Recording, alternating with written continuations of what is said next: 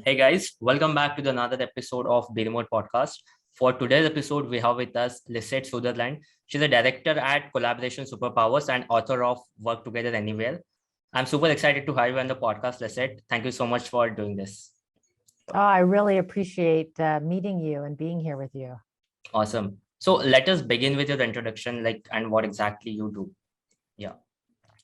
Okay, so I run a company called Collaboration Superpowers, like you said, and what we do is we've always focused on helping teams and companies and individuals, sort of the three tiers, work better together remotely. And we've been doing it for, I think, almost 10 years now in this form. And the way that we do that is we have a bunch of free resources available. We also have a podcast where we interview people, and then we offer workshops. And they are online interactive workshops about all the different facets of remote working. So whether you're interested in just remote working in general or hybrid teams or leadership in particular, we've got specific workshops designed to inspire people to find new ways of working. Because I think, as you know, what we're seeing is remote is a new medium of work, and we have to think of it as a new medium of work.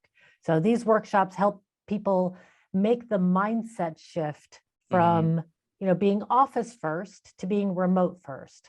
Not that everybody needs to be remote, but I think in this new hybrid way of working, if we think of the office as one of the many places we go to get our work done, that's a more helpful model. Yeah. So you, as you said, you started this 10 years back, right? So was it started in United States, or you started this in Netherlands, and in which region people were going remote, like in Europe or USA? Well, it's interesting. So it started in California, and it started because I was working at the time for a company that was building an online project management tool. And this was almost 20 years ago. So it's really quite a long time ago. And we were one of the first, like Basecamp had just started, and Zoho had just started. Like, it was really a different landscape back then. And so online project management tools were brand new. And so I was working for this company, and the reason why this guy was building this tool was because he didn't want to die. And he thought that if he used this online project management tool, he could get the right scientists working together from around the world to solve aging. Like, he really, and when I heard his story, I was like, whoa, I was so inspired. And I started thinking about, like, what else could we do if we didn't have distance between us? Like, if we could just get the right people from anywhere working together and collaborating online, like, think of the things we could solve. So that started 10 years ago. And then from there, I ended up in the Netherlands. It's a long story, but I ended up in the Netherlands and just kept running the company from there. I just started asking people how they were working, and it developed into this whole thing. So that's how you started, like, Collaboration Superpowers. So that's the story behind it. Okay. So I'll give a little more thread because it gets more interesting. So I'm working at this company, and all of a sudden, and we are able to work from anywhere because it's an online project management tool.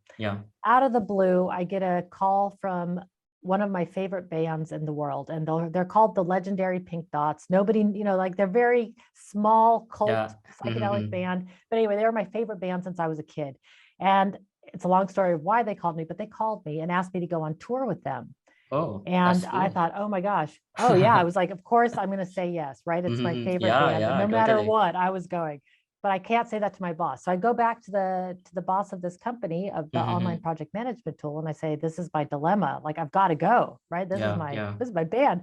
And he says, no worries. We have an online project management tool. Here's a mobile router. Put this on the window. Like, at the time, you had to stick it to the window of the van.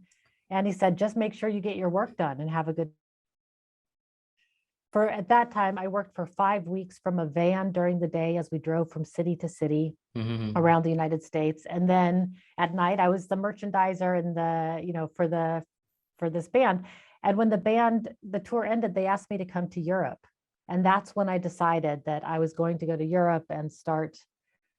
I worked out of a van for almost 2 years while I was on tour with several bands. You were managing them, or you were like playing with them? How was what? Oh, no. I was not the musician. I was behind the scenes, running all the logistics behind the scenes. So yeah. Awesome. That's cool.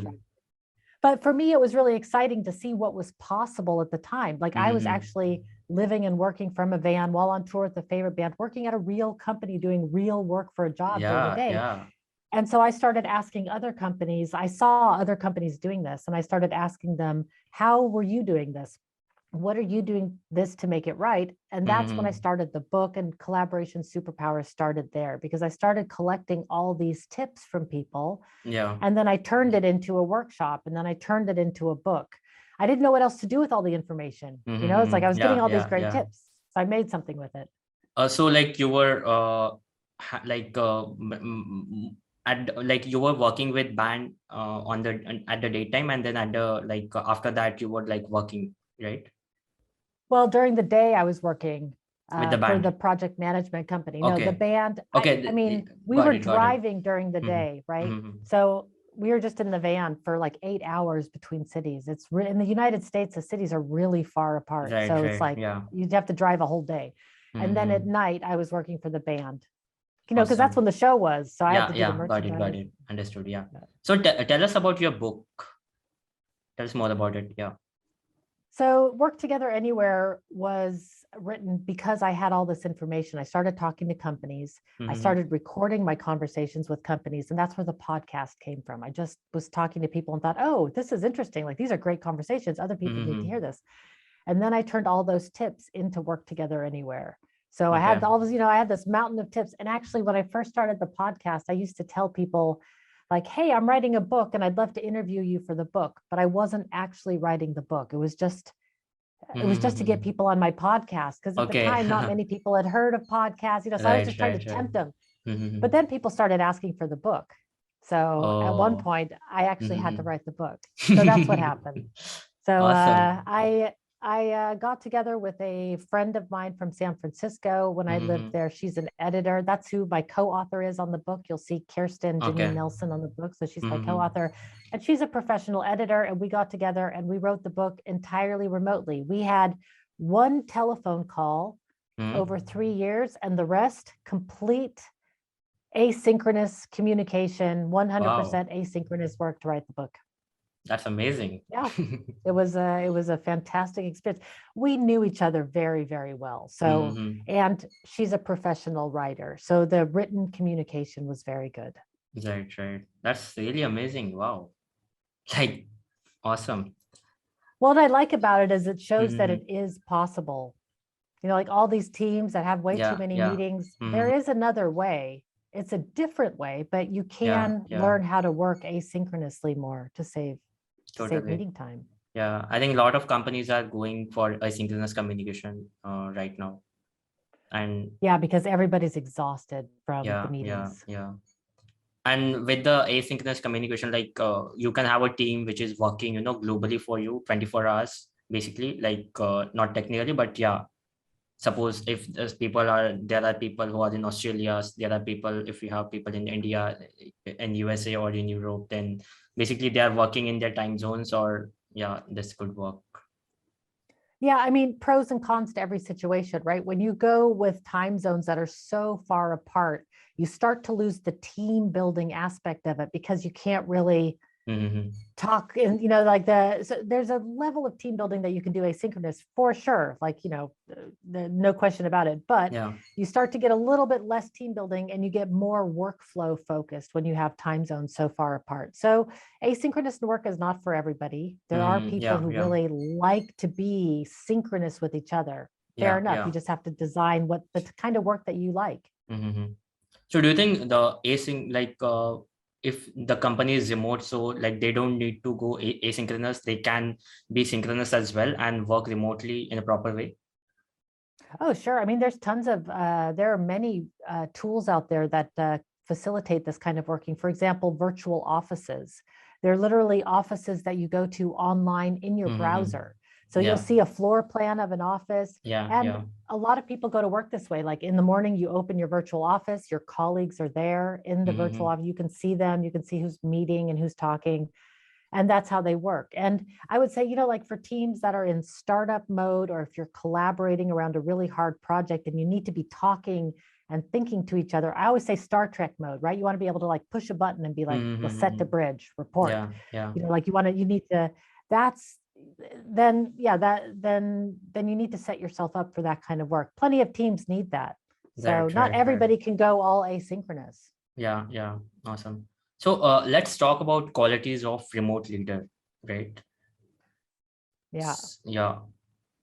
Yeah. Okay. So anything specific you want to start with, or?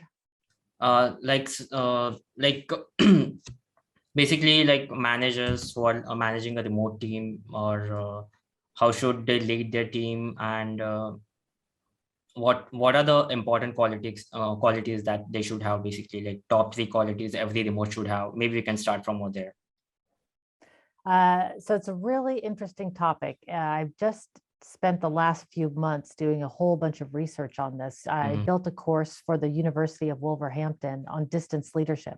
Oh, And what awesome. I found is that the difference between remote leadership and in-person leadership is that when you're in person, you can rely on your personality, and your charisma to inspire people and to align people, right? Like, when you've got a great leader that's like, like a Jimi Hendrix type where everybody's just Yeah. like, whoa, that's like great. When you go remote, that kind of personality doesn't come through in the same way. What people crave from remote leadership is more work style. So I always say, when you go remote, you want to go from saying to doing, right? You want to be less personality based and more workflow based. Because what people want from their remote leaders is they want for them to be more organized. I'm looking at my notes. I've got my board over here. They need people to be more organized, more dependable, and more productive. That's what we want from our leadership. We don't need them to be charismatic in order to run a remote team. So really all comes down to defining what does success look like for the team, and then how can you help them get there? What can you do to take the roadblocks out of the way? How do you structure the work in such a way that it's helping the team? So I would say if if you're thinking about leadership, you've really got to think more about how to be more organized, how to set expectations, how to set what the roles and responsibilities are, and who's doing what. That's really where the focus should be, I would say, as a leader. Right, right. So how can a leader make remote team work in a proper way? So how do you make sure that everyone is on the same page? Like like a lot of people feel like they're left alone. Maybe not a lot of people, but if you are working remotely, there might be some people who are not communicating with colleagues or managers properly. So how do we work on these kind of challenges? So there's two things in combination that I think are really powerful. One is create an agreement with your team for how you're going to work together. And the other is set up regular feedback loops to evaluate how you're working. And I would say they should never be done with, those are like two that should always be done together. And so as a leader, of course, when I say like what we want our leaders to do is set the expectations, that's where a team agreement comes in. I, as a leader, if I were going to start with any team, I would sit down with the team and say, okay, let's sit down and talk about what information do we need to share? Where is it stored? Are there any security protocols, right? Like what tools are we going to use to talk with each other?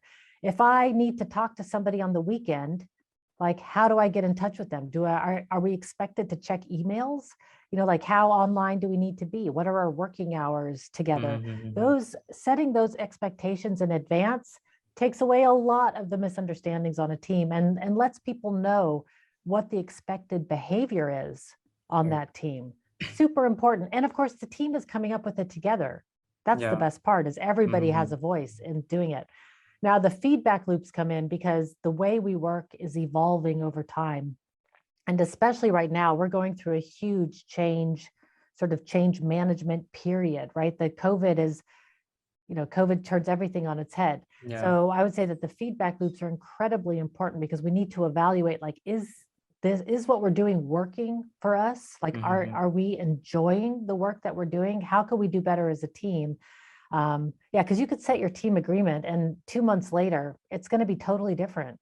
Because we're evolving. There's new tools, there's new ways of doing things. We have new insights along the way. So I would say as a leader, if you have a team agreement and a regular retrospective, you're not going to go too far. You're not going to get too far off before, you just can't be led astray with that model. Right. Agree.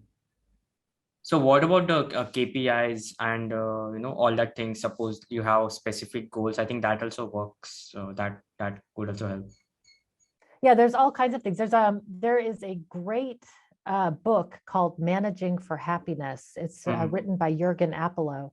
And in that book, there's a whole chapter on performance metrics that I recommend people read. Mhm. What Jürgen does is he recommends that we want to be able to measure productivity and progress. And one, it starts by measuring, how do you measure your own productivity? Mhm. Yeah. Right? Like, think first about like, what do you do for your, like, what do you do for your own productivity, and then start thinking about like, what can we do to measure team productivity? So Right. I like the focus inward, because then you start to think like, oh yeah, how do I measure my own productivity? Mhm. Yeah. And then what he recommends is building a scorecard index, he calls it, of a number of different metrics that you start to measure, and those too will evolve over time as your Mhm. goals change, as the way you work changes. And so it's kind of a, you can't think of it as a thing you set up and then it's just there and running. It's Yeah. like an evolving thing that you have to Mhm. massage over time. Right. Totally. I think yeah, feedback loops and everything matters. If you have just like if you have one conversation and there's like they are only working on the same thing, I think yeah, this all things matters. So Yeah. what Yeah. And also as a leader, right? Like, not just retrospectives, but you want to do one-on-ones with your team. You want to like call exactly? people up and just be like, how are you doing? I Like, think this is very important. Yeah, totally. And a lot yeah, of like the human touch. yeah, I think a lot of people don't do this, I guess. But I think this is the one thing which I think leaders should really do, and it could like totally, like it could make employees feel like they are kind of special, and maybe or like, yeah, it's human thing to do. It makes a lot of difference, I think. Well, I have my own anecdote on this, and that is 10 years ago, I had a client who was in California and I was in the Netherlands. Mm-hmm. And every morning, my boss used to call me on the way to work. It was a company I was like doing regular work for. So I always called him my boss or Mm-hmm. chief or chef or whatever. So Mm-hmm. he would call me on his way to work in the morning, every morning, just because he had a 30-minute drive and nobody else was awake at 6:30 in the morning. And for me, it's 3 in the afternoon, right? Mm-hmm. 3:30 in the afternoon. So he would call me and just be like, hey, what's going on? Just wanted to check in. Anything that you Yeah, need? yeah. And some days it was like, no, I'm in the middle of something, boss. I've got this. And other days it was like, hey, while I have you on the line, I just had a call from the marketing person and I have a quick question. Mm-hmm. Right. And over time, like, one, it helped us work better together. But the other thing is we are still friends to this day, 10 years later, Right. because of those Mm-hmm. phone calls. Yeah, Right. yeah, Like, yeah. So especially, don't underestimate. Yeah. Sorry. I right. keep talking over you. No. So like, I think this happens a lot. Suppose if you're working remotely and you just wake up in morning and when you talk to someone from your team, so you kind of push each other. Otherwise, you are just sitting there and you don't know what to do. And you kind of, I think just talking to someone, especially if you're working remotely, helps a lot. This is a really great point. It's interesting because there are very different personality styles for this. Like, some people really like being alone, like thinking and deep, like Mm-hmm. alone, and other people really like being around people. And one of the main complaints we hear with remote working is the loneliness that people Right. feel Mm-hmm. being alone. And like, even if you're talking with people on Slack, you're still alone in your room, Right. right? And so for those things, there's two things that I recommend on that. And also, just because we start to talk about like, what does presence mean on a team? But one Mm-hmm. is, we have to take responsibility for our own social needs. So Right. if you're used to getting your social needs met by going to the office and being around colleagues, Mm-hmm. that has changed since the pandemic, right? Like, it's no longer available to us. We've really got to make an effort to go out and build a community outside of work to fill Yeah. those needs. But the second thing is that we don't have to just be with our colleagues on Slack. We Mm-hmm. can also be with our colleagues like in a virtual office, Right. so that it feels like they're there, or like just have the video on for like have virtual co-working sessions where you Mm-hmm. don't have to work or meet about the same thing. You're just working together, but you've got the video on and the sound on, and Yeah. you're just hanging out, working together. Like, those are great those are really lovely ways of just hanging out with the team while working, and it feels like somebody's there. Right. So while they're not physically there, it's the next best thing until we Hmm. get holograms. Yeah, totally. So I think sometimes it's better to meet like without any agenda, like just to have a chat. And when you're just hanging out with team members, and at the same time maybe some topic would come. Yeah, I had a as you mentioned, I had a call with this marketing guy. So like you're working as well, and you're also communicating, and like things are getting better. This is good. Yeah. Yeah, but that's the hard part about remote, right? Is that you have to schedule those informal conversations. Yeah. So it's, like it's so awkward in that way. So what I always say is we have to build those informal conversations into our everyday activities. So for example, an icebreaker at the beginning of the meeting, something super Hmm. simple like what's your favorite food or what's your Yeah. favorite sport can bring out a lot. So then it gets built in, or you have a Slack channel where people talk Hmm. about their recipes or their pets or things like that. So in this remote world, we do have to, those informal conversations have to happen, but we have to build them in deliberately. Otherwise, they'll never happen. Right. Right. Like Right. otherwise we're just we've all got piles of work to do. Yeah. Yeah. We don't, Exactly. yeah. Like we already have a meeting, and then suppose we set up informal meetings like this, and some people would be like, dude, we already have all meetings, why why do we need another meeting? So Right. this Right. happens all the It's the time. last thing you want. It's the last thing you want. Like Exactly. on like the end of a long week of meetings, the last thing I want to do is go to a virtual pizza party. Even though it's a Exactly. pizza party, I don't care. I just want to like Right. get off the computer. So yeah, this kind of challenges are always there. So what are your thoughts on global remote ecosystem, like where it is right now, and where it is going, the The entire global ecosystem. yeah, the global remote ecosystem, like how people are working remotely globally, and where it is going, how do you yeah. I mean, one thing I can say, I have no idea where it's going. No, I don't think anybody knows where it's going. Yeah, yeah, But correct. what I see is that everybody that I'm speaking to, everybody that I see is focused on how to make hybrid work, because it's becoming Mm-hmm. very clear that we're not going back. Most of us are not going back to the office 100%. Of Right. course, there's a percentage that will. Mm. Um, and I do want to make the distinction, like, I think it's totally great and totally fine. I'm not anti-office by any Mm-hmm. means. I think the hybrid way is, if we can make the hybrid way of working, it's the best of both worlds. But it is important to recognize that we do have some culture, some office cultures, company cultures that are office cultures, and some Mm. that are remote cultures. Right, And right. so there are some companies that, even though they could work remotely, they work better together in person. That's just the culture. That's what the people like. Yeah, And so yeah. do that, right? Like whenever, as soon as it's safe, do that. But for Mm-hmm. the rest of it, I see hybrid is becoming the new normal. And it's very hard for companies because we're Right. switching our mindset completely from an office base to a remote base. But hybrid is going to be the new normal. And for the companies that can make it work, it's going to be amazing because individuals get to design their lifestyles around their jobs. Mm-hmm. That's kind of amazing. And companies get to hire from anywhere in the world. Yeah. So, you're no longer, I was talking to a group in Armenia this morning, and they were saying, like, in Armenia, the job market is really tough, especially for software developers, because all the companies are hiring, like one company pays more, the other company gives more flexibility. And like these people are Mm-hmm. gods within their country, and Yeah, like if they yeah. can hire outside, then they Mm-hmm. open up the possibilities a little bit more. So it's the best for both, for companies. But you can't go into hybrid without a plan. Like Exactly. don't just hope that it's going to work out. Like, have a plan. It's going to change along the way, but like, have a plan. Create a plan with your team to make hybrid work, and then you will succeed. Yeah. But so that's where I see the world going. So I see hybrid, and then the next thing that I see people coming to me to is leadership, just like we talked about before. How Mm-hmm. do we lead in this remote world? Right, right. So when it comes to hybrid, like I think it's really challenging, because if you are fully remote, then everyone is working remotely, then it's quite all right, right?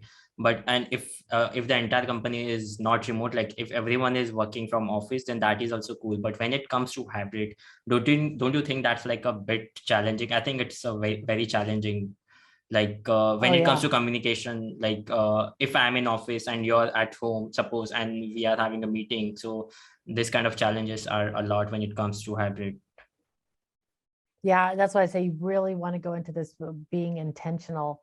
So Yeah. with hybrid, one of the things that I think it's important to do is to switch our mindset from being office first, where the Mm. office is the primary place, to being remote first. And that's what I mean. Like, it doesn't mean that I want everybody to go remote, but I want us to think of the office as one of many places. It could be a co-working space where people are working. Yeah. So if you Mm-hmm. set up your systems and processes with that mindset in mind, like your files are accessible from anywhere. If you're at the office, great. If you're Yeah. not at the Yeah. office, no problem. Like whatever, and your meetings are accessible from anywhere.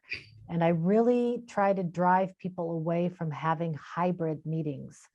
I would Yeah. say if one person's remote, everybody's remote. Like, Right. save yourself a world of pain. And I know it Mm-hmm. sounds silly because maybe you've got 8 people at the office and 2 people remote, but I Mm-hmm. promise you that your meeting will be better when everybody's remote. Right. Totally. So I can't remember your question now, but why I went into hybrid. Oh, yeah, no, The I can't remember challenges, the like question. it wasn't a question, like basically, yeah, it was challenging and all.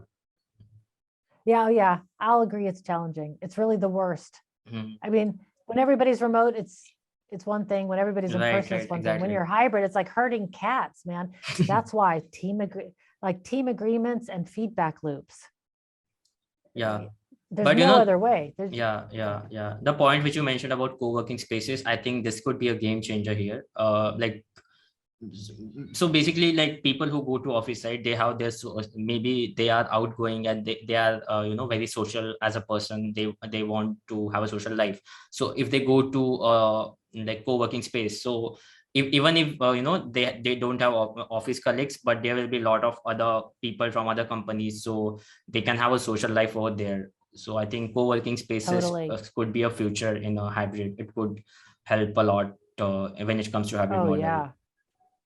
Oh Yeah. yeah. I mean, the pandemic has really put something, I love working from home, but even I really miss. I used to go every Monday morning to my favorite coffee shop here in Yeah. Delft in the Netherlands and like Hmm. do all my finance stuff there. Like, Right. changing the place of where we work is so important to Exactly. the kinds of work that we're doing and the inspiration that Hmm. we get. Yeah. Going to the same place every day, it's not the best for creativity. If you have a non-creative job, then no Hmm. problem, right? Right. But most of us like to change up our space. Exactly. So, I wanted to ask about what are your favorite tools when it comes to working remotely? Yeah. All right, I'm a tool junkie, so I've got a lot of tools. So beyond the basic setups, let me see. So some of my favorite tools, I mentioned virtual offices, Yeah. and so among those kind of virtual office tools are things like Sococo Mm. or Welo is probably one of my favorites. There's a whole bunch of virtual offices, so I'm going to say those tools. I'm trying to think of things that people don't usually use, like Trello and Slack and all the usual things. Hmm. Let me pull up my tools list really quick so I can get some inspiration on this. Can't believe I'm Hmm. so. Let's see. I've also got my Elgato lights. Hmm. So I'll do a quick behind the scenes for the Sure, people. sure. Do you post the video anywhere? Pause. No. No, no, no, Yeah. no. Do you post the video? Yeah. Yeah. It will be on YouTube. Yeah. Yeah. Oh, okay, great. Okay, so let me just show what the behind the scenes looks Yeah. Yeah. like. Sure. So then when people see it. So you can see here, I've got this green screen curtain Yeah. that I Yeah. can pull back and forth across the room here. So Hmm. that's really fun. And Yeah. then I'll show off the lights. I've got these 2 Elgato lights. Right. So that shine down because I also give a lot of, it's dark in the Netherlands. Hmm. So I want to have the lighting controlled at all times. Right. Right. All You know right. what? So Like let me pull up. when the call started, I thought this is your real background. Like I had no clue this was behind the green screen. So thank you. Thank you. This is yeah, I tried to look professional. It all started actually in the very beginning when I was working. I had a really small apartment and I was Hmm. giving, I've been giving professional workshops online for a long time. But right behind my apartment, right behind my desk was my bed. And so I've always tried to think like, how can I get a more professional background? Because I don't want to come with my bed online, it's just too personal. So I started with like a room divider, and then now I've got a new house, and now it's turned into this green screen, so I can have anything I want. I could be on the like Star Trek spaceship and stuff. I'll do that for the rest. So I would say, my noise canceling headset in terms of tools, like these are all physical tools, but I would say, a virtual whiteboard. That's a tool that every team needs to have, is some sort of a virtual whiteboard, because on remote teams, we talk to each other a lot via text, but we need to visualize our ideas because pictures are so much more powerful than words. So if we can draw together and ideate together. So I would say, Miro, Mural, Jamboards, any of the virtual whiteboards, they're all really, really good. Awesome. Amazing. So what about your top 3 favorite books when it comes to remote working, or just, or maybe your personal favorite books? This is a great question. Okay. So, besides mine, and I do, Managing for Happiness is not necessarily a book about remote working, though it does address it. But I have to say, if you're looking to lead a team in the remote world, Managing for Happiness is brilliant. The other, let me just take a peek at my bookshelf behind the screens here. I've got a whole bunch of books here. A World Without Pants. That one was written by Scott Birkin. And that was a very interesting behind the scenes look into how does WordPress organize themselves. So WordPress, they host almost, I think like 90% of all the websites out there. And they have a 100% now all remote team. And so a Year Without Pants talks about how WordPress organizes themselves, or how they even did before the pandemic, to work as an all remote team. I thought that was a really brilliant book. So that's only 2 out of 3. Give me some time to think of my third one. Yeah, totally. I want to recommend a really good one. So, well, I've got a list of books and guides actually. Let's see. I'm going to say from chaos to, there's a book written by Mark Kilby and Johanna Rothman, From Chaos to Distributed Agile Teams is what it's called. And that is also a really great book that is focused on Agile. So those will be my 3. Yeah. Awesome. So any recommendation from you, like who should we invite on our podcast, like in terms of remote space, or tech leaders or remote leaders, whom you would recommend? Recommend for what again? Recommend for inviting for our podcast, like whom we can invite on our podcast. Like basically someone, someone who you follow as well, like someone you admire, maybe, kind of that. So one person that I can recommend right off the bat is a woman named Judy Reese. And she wrote a book called Clean Language. And I recommend her for being on the podcast because clean language it's a visual way of working with each other. And it's a different way of communicating. And she's also a virtual teams expert. So I would say getting Judy Reese on the podcast. She's one of the best facilitators out there, and she really understands virtual teams. And you can learn a little bit more about clean language. Awesome. That's good. Yeah. So is there any message you have for remote leaders? Any last message to all the remote leaders? My message, I guess, would be, 1, trust that it's possible. So if you're doubting whether or not you can go hybrid or remote, 1, trust that it is possible. So if you want to do it and you want to be remote, it is possible. And also trust that your team will make it happen. Most people, when they're, a lot of leaders don't want to go remote or hybrid because they can't see their workers. But I will say most people out there want to do a good job. We're all coming to work to bring our best selves, whatever it is. Like, we want to solve problems and we want to work on a team, we want to do something good in the world. Most people want to do that. So trust that the team wants to do the job that you've hired them for, set the goals, and then get out of the way so your team can take you there.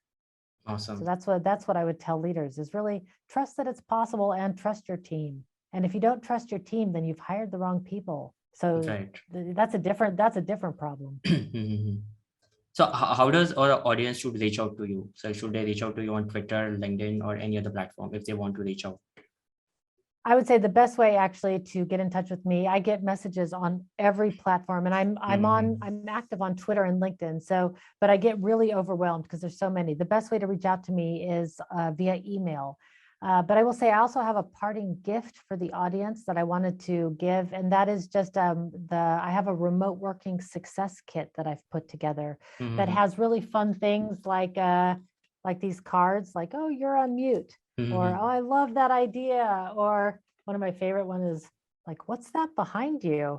Like, huh? So anyway, so there's these cards so I've got a whole remote working success kit for people that they can download, and the URL is collaborationsuperpowers.com/superkit. So Awesome. we could put that in the show notes and Yeah, stuff, but I just wanted totally. to We leave it can with add you. this in the description as well.